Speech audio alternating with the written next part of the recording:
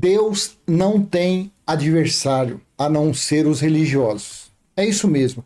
Veja o que está escrito em Mateus capítulo 13, versículo 24 e 25. A religião chama de diabo, de Satanás. Mas no texto, no Novo Testamento judaico, a coisa é diferente. Mateus 13, 24 e 25. Jesus lhes propôs outra parábola dizendo, isso aqui é no texto da Nova Almeida Atualizada: o reino dos céus é semelhante a um homem que semeou boa semente no seu campo. Mas, enquanto todos estavam dormindo, veio o inimigo dele, semeou o joio no meio do trigo e foi embora. A religião fala que isso aqui é o diabo, que são os demônios, são as pombagiras, são os tranca-rua, tudo folclore. A religião fala que é isso. Mas Deus não tem adversário a não ser os religiosos. Quando você lê no texto, no texto judaico, Mateus 23, 13, versículo 24 e 25, propôs-lhe outra parábola, dizendo, o reino dos céus é semelhante ao homem que semeou boa semente no seu campo, mas enquanto os homens dormiam, veio o adversário dele, semeou o joio no meio do trigo e retirou-se. Você consegue entender? Isso foi uma parábola que Jesus contou aos judeus, aos discípulos. E a religião, quando lê isso, é porque eu não continuei. A religião fala isso daí, é o diabo, é Satanás, é os demônios, são os anjos caídos.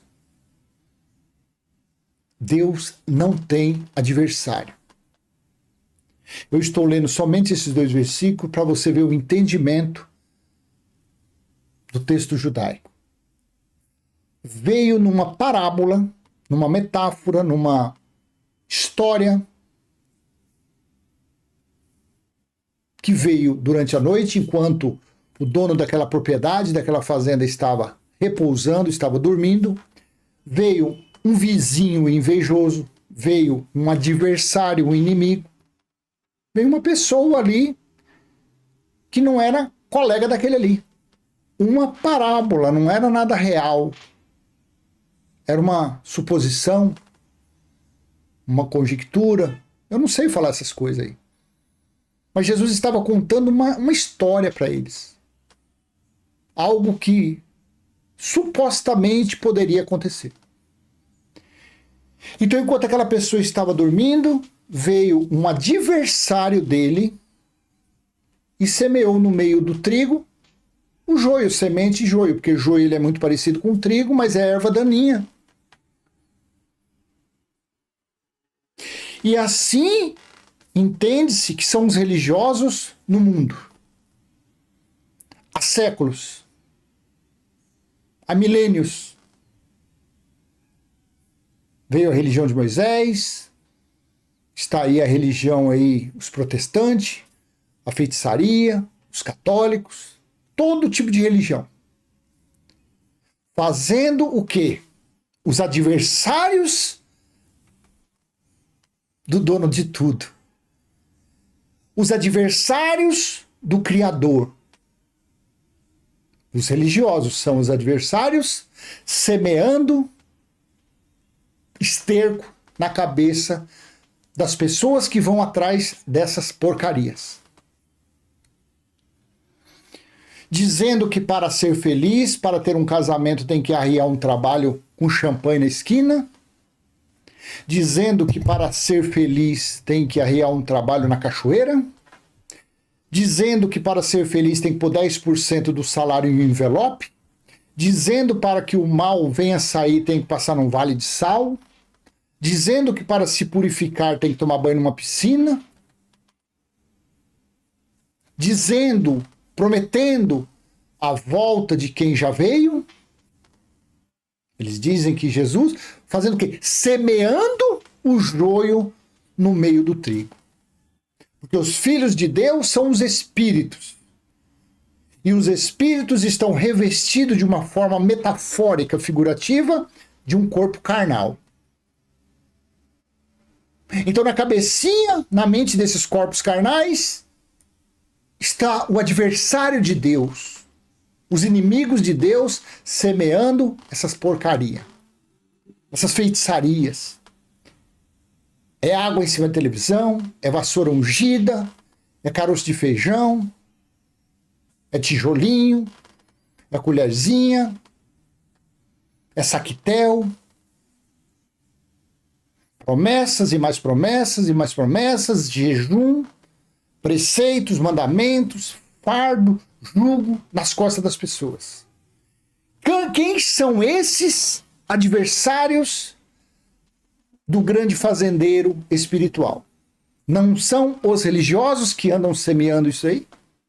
Porque se não existisse o joio, se não existissem esses adversários de Deus, nunca teria sido disseminado as maracutaias religiosas. Nunca teria sido espalhado a escravidão. A escravidão de Moisés teria ficado lá naquela cruz, naquele madeiro. Porque o fim da lei foi Cristo. O fim do acusador foi Cristo.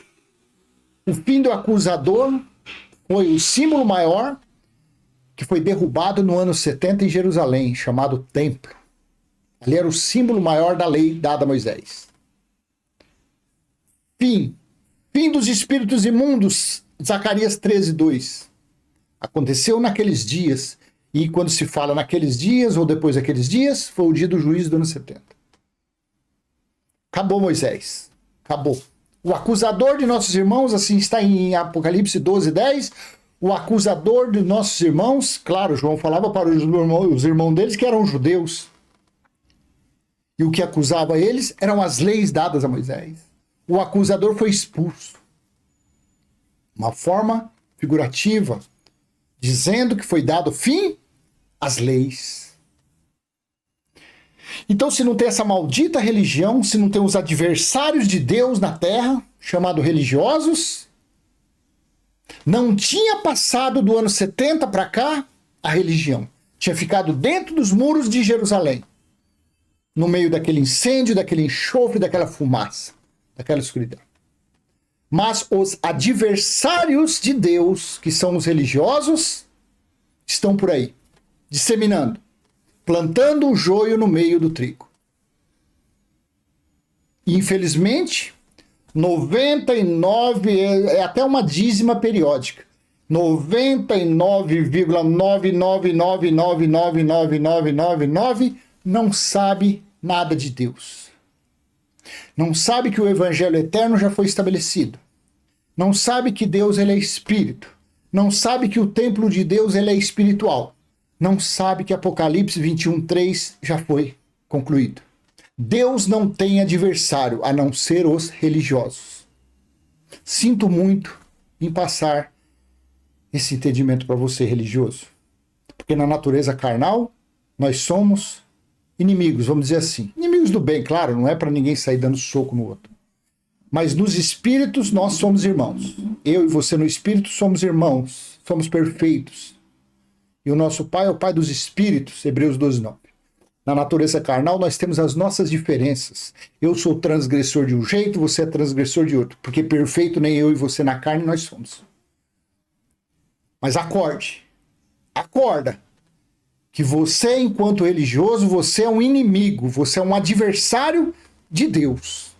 É você que está semeando o joio no meio do trigo. É profundo esse entendimento. Esse entendimento aqui é só para quem entende o evangelho eterno. Para quem não entende o evangelho eterno, jamais vai ter esse entendimento que eu estou tendo. Gratuitamente, tá bom? O que eu peço é que você só aperte o coração, dê o like, compartilhe, comente, se inscreva. Até a próxima, se assim o Pai do nosso Espírito, que habita em nosso Espírito, permitir. Tchau, tchau e um beijo no seu coração.